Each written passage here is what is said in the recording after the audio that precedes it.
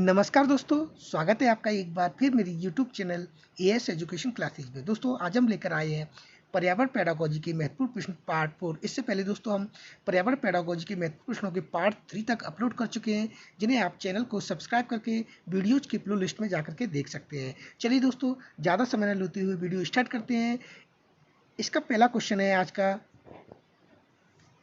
Role play विधि के मूल भाव हैं। रोल प्ले मेथड जो है उसके मूल भाव क्या है? तो सबसे पहला ऑप्शन है वास्तव में सामाजिक भूमिका निभाना, थिएटर में एकांकी करना, नेता की भूमिका निभाना, अध्यापक की भूमिका निभाना। दोस्तों रोल प्ले मेथड है जो कि किया जाता है वो वास्तव में सामाजिक भूमिका निभाने के लिए किया जाता है, इसलिए इसका ऑप्शन नंबर ए करेक्ट हो जाएगा। अगले क्वेश्चन पे बात करते हैं दोस्तों। अगला क्वेश्चन है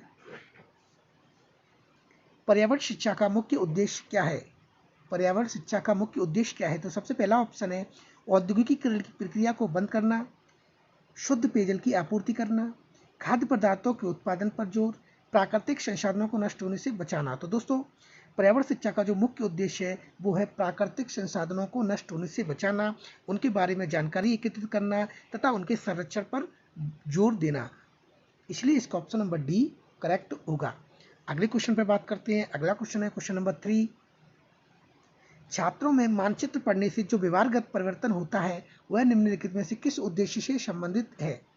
छात्रों में मानचित्र को पढ़ने से मैप जो व्यवहारगत परिवर्तन होता है वह किस उद्देश्य से संबंधित है? तो सबसे पहला ऑप्शन है ज्ञान उपयोग, दूसरा है कौशल, इंग्लिश में से स्किल्स बोलते हैं, तीसरा है ज्ञानात्मक और चौथा है अवबोधात्मक। तो दोस्तों जब छात्र मानचित्र का अध्ययन करते हैं तो वो अवबोध का ज्ञान होता है उनको, यानी कि ऑप्शन नंबर डी इसका करेक्ट होगा। अवबोध अवबोध ज्ञान का सबसे उच्चतम स्तर होता है और ज्ञान सबसे निम्नतम स्तर होता है। अगले क्वेश्चन पर बात करते हैं। क्वेश्चन नंबर 4 है पर्यावरण की औपचारिक शिक्षा से क्या आशय है? पहला ऑप्शन है व्याख्यान द्वारा पर्यावरण, दूसरा है गोष्ठियों द्वारा पर्यावरण शिक्षा, तीसरा है प्राथमिक से उच्च स्तर की कक्षाओं में पर्यावरण शिक्षा, चौथा है पाठ्यक्रमों द्वारा पर्यावरण शिक्षा। यानी पर्यावरण की जो औपचारिक शिक्षा से आशय है वो है पाठ्यक्रमों द्वारा पर्यावरण की शिक्षा देना। अगला क्वेश्चन है क्वेश्चन नंबर 5, ऐसा स्थान जहां पर विभिन्न प्रकार की कलात्मक वस्तुओं का संग्रह किया जाता है क्या कहलाता है? ऐसा स्थान जहां पर विभिन्न प्रकार की कलात्मक वस्तुओं का संग्रह किया जाता है। तो पहला ऑप्शन है संग्रहालय, यानी इंग्लिश में से म्यूजियम बोलते हैं, दूसरा है पुस्तकालय लाइब्रेरी, तीसरा है औषधालय, यहाँ औषधि का निर्माण होता है या औषधि रखी जाती है, चौथा है फिल्मालय, यहाँ फिल्मों का निर्माण होता है। तो इसका ऑप्शन नंबर ए करेक्ट होगा, क्योंकि म्यूजियम एक ऐसा या संग्रहालय एक ऐसा स्थान है जहाँ पर कलात्मक वस्तुओं का संग्रह करके रखा जाता है, पुरानी एंटीक वस्तुओं का संग्रह करके रखा जाता है, इसलिए इसका ऑप्शन नंबर ए करेक्ट होगा। अगले क्वेश्चन पर बात करते हैं। अगला क्वेश्चन है क्वेश्चन नंबर 6, कंप्यूटर है, कंप्यूटर क्या है? तो सबसे पहला ऑप्शन है श्रव्य सामग्री, दूसरा है दृश्य सामग्री, तीसरा है श्रव्य एवं दृश्य सामग्री। दोस्तों यहाँ पर शब्द नहीं, श्रव्य एवं दृश्य सामग्री है, चौथा है उपयुक्त में से कोई नहीं। तो दोस्तों कंप्यूटर आज के युग का बहुत महत्वपूर्ण इलेक्ट्रॉनिक मीडिया है, इसके माध्यम से हम सुन भी सकते हैं, देख भी सकते हैं और पढ़ाई में इसकी बहुत महत्वपूर्ण भूमिका है, इसलिए इसका ऑप्शन नंबर सी करेक्ट होगा, श्रव्य एवं दृश्य सामग्री, इंग्लिश में से ऑडियो विजुअल एड्स भी कहते हैं। अगले क्वेश्चन पर बात करते हैं। अगला क्वेश्चन है क्वेश्चन नंबर 7, पर्यावरण शिक्षा का मुख्य उद्देश्य क्या है? जागरूकता, सहभागिता, अभिवृत्ति में परिवर्तन, सभी। तो दोस्तों उपरोक्त तीनों पर्यावरण शिक्षा के मुख्य उद्देश्य हैं, इसलिए इसका ऑप्शन नंबर डी करेक्ट होगा। अगले क्वेश्चन पर बात करते हैं। अगला क्वेश्चन है क्वेश्चन नंबर 8, सामाजिक पर्यावरण अध्ययन शिक्षण में भ्रमण का क्या उद्देश्य है? भ्रमण पहला है मन बहलाव, दूसरा है विषय का स्पष्ट ज्ञान और समुदाय से, तीसरा है संपर्क शिक्षक का मार्गदर्शन प्राप्त करना, चौथा है उपयुक्त सभी। तो दोस्तों जब हम बच्चों को भ्रमण पर ले जाते हैं तो उनको वास्तविक स्थिति से परिचित कराना होता है, उनका एंटरटेनमेंट भी होता है और विषय का स्पष्ट ज्ञान होता है और कम्युनिटी से उसका सीधा संबंध होता है, इसलिए इसका ऑप्शन नंबर डी करेक्ट होगा। अगले क्वेश्चन पर बात करते हैं। अगला क्वेश्चन है क्वेश्चन नंबर 9, निम्न में त्रिविमीय उदाहरण, यानी त्रिविमीय को इंग्लिश में 3 डायमेंशनल बोलते हैं, 3 डायमेंशनल यानी ऊंचाई लंबाई चौड़ाई सब कुछ उसका दिखे। तो सबसे पहला ऑप्शन है पैरेलल बोर्ड, ये एक बोर्ड होता है प्लाई का, दूसरा है मॉडल, तीसरा है परियोजना, चौथा है डायरोमा। तो दोस्तों मॉडल एक 3 डायमेंशनल उपकरण होता है। अगला क्वेश्चन है क्वेश्चन नंबर 10, जंगल बनाते हैं, फॉरेस्ट क्या बनाते हैं? तो पहला है जैविक पर्यावरण यानी बायोटिक इन्वायरमेंट, दूसरा है सामाजिक पर्यावरण सोशल इन्वायरमेंट, चौथा है भौतिक पर्यावरण यानी कि फिजिकल इन्वायरमेंट, और अगला है सांस्कृतिक पर्यावरण यानी कि कल्चरल इन्वायरमेंट। तो दोस्तों जंगल क्या है? जंगल में पेड़ पौधे होते हैं और पेड़ पौधों में जीवन होता है, इसलिए वो जैविक पर्यावरण का निर्माण करते हैं। अगला क्वेश्चन है क्वेश्चन नंबर 11, शिक्षण की प्राचीन विधि है। शिक्षण की प्राचीन विधि है, सबसे पहला ऑप्शन समस्या समाधान विधि, प्रयोगात्मक विधि, निरीक्षण विधि और व्याख्यान विधि। तो दोस्तों शिक्षण की जो प्राचीन विधि थी वो थी व्याख्यान, लेक्चर मेथड। इसमें क्या होता था कि बच्चे सारे मूक एवं दर्शक की तरह बैठे रहते थे और शिक्षक इसमें एक्टिवेट रहता था। तो ये और शिक्षक उस पूरे विषय पर व्याख्या देता था ब्लैक बोर्ड पर, इसलिए इसका ऑप्शन नंबर डी करेक्ट होगा। व्याख्यान विधि शिक्षण की प्राचीन विधियों में से एक है। अगला क्वेश्चन है क्वेश्चन नंबर 12, वह यंत्र जिसके द्वारा छोटे चित्र बड़े करके पर्दे के ऊपर प्रदर्शित किए जाते हैं क्या कहलाते हैं?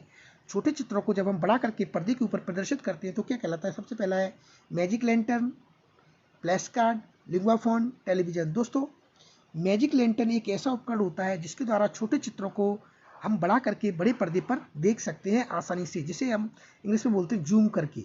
जिस प्रकार मोबाइल कंप्यूटर्स में हम किसी भी चित्र को जूम करके बड़ा करके देखते हैं, उसी प्रकार मैजिक लैंटर्न एक ऐसा उपकरण होता है जिसके द्वारा छोटे चित्रों को बड़ा करके पर्दे पर हम प्रदर्शित करते हैं। अगले क्वेश्चन पे बात करते हैं। अगला क्वेश्चन है क्वेश्चन नंबर 13, प्रयोग प्रदर्शन विधि प्राथमिक कक्षाओं में पर्यावरण शिक्षण की सबसे अच्छी विधि मानने का कारण क्या है? पहला ऑप्शन है धन की बचत, दूसरा है सस्ते उपकरणों का प्रयोग, तीसरा है बालकों को निरीक्षण के समान अवसर प्राप्त होना, चौथा है बालक और अध्यापक दोनों ही सक्रिय रहते हैं।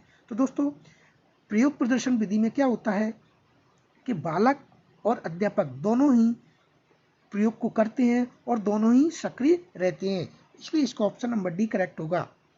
अगला क्वेश्चन है क्वेश्चन नंबर 14, इकाई शिक्षण विधि के प्रवर्तक कौन है? इकाई शिक्षी यूनिट एजुकेशन मेथड। तो सबसे पहला है युंग, दूसरा है जॉन डेवी, तीसरा है आर्मस्ट्रॉन्ग, चौथा है मॉरिसन। दोस्तों इकाई शिक्षण विधि के जो प्रवर्तक हैं वो है मॉरिसन। अगले क्वेश्चन पे बात करते हैं। अगला क्वेश्चन है क्वेश्चन नंबर 15, देखकर सीखना सिद्धांत पर कौन सी विधि आधारित है? पहला है वाद विवाद विधि, व्याख्यान विधि, निरीक्षण विधि, पाठ्य पुस्तक विधि। दोस्तों देखकर सीखना जो सिद्धांत है उस पर निरीक्षण विधि आधारित है, क्योंकि निरीक्षण में हम किसी भी वस्तु या किसी भी प्रयोग को बहुत गहराई से बहुत ध्यान से देखते हैं और उसे देखकर फिर अपने आप करते हैं, इसलिए हम देखकर सीखने बहुत अच्छे से इस विधि के द्वारा सीखा जाता है, निरीक्षण विधि। अगले क्वेश्चन पे बात करते हैं। अगला क्वेश्चन है क्वेश्चन नंबर 16, प्रयोगात्मक विधि में मार्गदर्शन होता है प्रधानाचार्य, छात्र, प्रयोगशाला सहायक, अध्यापक। तो दोस्तों प्रयोगात्मक जो विधि होती है उसमें अध्यापक का महत्वपूर्ण योगदान रहता है, वो एक मार्गदर्शन करता है विद्यार्थियों का कि प्रयोग को किस प्रकार करना है, कैसे करना है। अगला क्वेश्चन है क्वेश्चन नंबर 17, सबसे अच्छी विधि वह है जिसमें अधिक सहायक सामग्री हो, बहुत सी क्रियाएं हो, बहुत से प्रश्न हो, विद्यार्थी पर आधारित अधिक क्रिया हो। दोस्तों सबसे अच्छी विधि वह विधि होती है जिसमें विद्यार्थी ज़्यादा सक्रिय रहता है, वो ज़्यादा फोकस करता है, उसके लिए ज़्यादा क्रियाएं रहती हैं, अतः इसका ऑप्शन नंबर डी करेक्ट होगा। अगले क्वेश्चन पर बात करते हैं। अगला क्वेश्चन है क्वेश्चन नंबर 18, अनुसंधान विधि का विकास करने का श्रेय किसे जाता है? अनुसंधान विधि को दोस्तों हम खोज विधि भी कहते हैं। खोज विधि सबसे पहला है फ्रावेल को, दूसरा है आर्मस्ट्रांग को, तीसरा है मॉन्टेसरी को, चौथा है स्किनर को। तो दोस्तों अनुसंधान विधि को हम ह्यूरिस्टिक विधि भी कहते हैं। ये ह्यूरिस्टिक विधि के जो प्रतिपादक थे वो थे नील आर्मस्ट्रांग। अगला क्वेश्चन है क्वेश्चन नंबर 19, वैज्ञानिक क्रांति के विकास के लिए अधिक महत्वपूर्ण विधि है। वैज्ञानिक क्रांति के लिए अधिक महत्वपूर्ण विधि है, पहला है अन्वेषण, दूसरा है प्रदर्शन, तीसरा है अवलोकन, चौथा है प्रयोजना। तो दोस्तों वैज्ञानिक क्रांति के विकास के लिए सबसे महत्वपूर्ण विधि है वो है अन्वेषण विधि, खोज विधि, जिसमें बालक खोज करता है और नई नई तकनीक का विकास करता है। अगला क्वेश्चन और लास्ट क्वेश्चन है दोस्तों, प्राथमिक कक्षा को रामायण प्रकरण पढ़ाने के लिए सर्वश्रेष्ठ विधि कौन सी है? रामायण प्रकरण सबसे पहला अनुसंधान, दूसरा है भ्रमण, तीसरा है कहानी, चौथा है व्याख्यान। दोस्तों रामायण पढ़ाने के लिए प्राथमिक कक्षा के बालकों को कहानी विधि सबसे उपयुक्त विधि है, क्योंकि कहानी के माध्यम से कहानी को बच्चा बहुत ध्यान से सुनता है और उसे आसानी से सीख जाता है। इसलिए इसका ऑप्शन नंबर सी करेक्ट होगा। दोस्तों ये थे आज के हमारे 20 क्वेश्चन पर्यावरण पेडागोजी के। अगले वीडियो में फिर मिलेंगे 20 क्वेश्चनों के साथ। तब तक के लिए जय हिंद, जय भारत।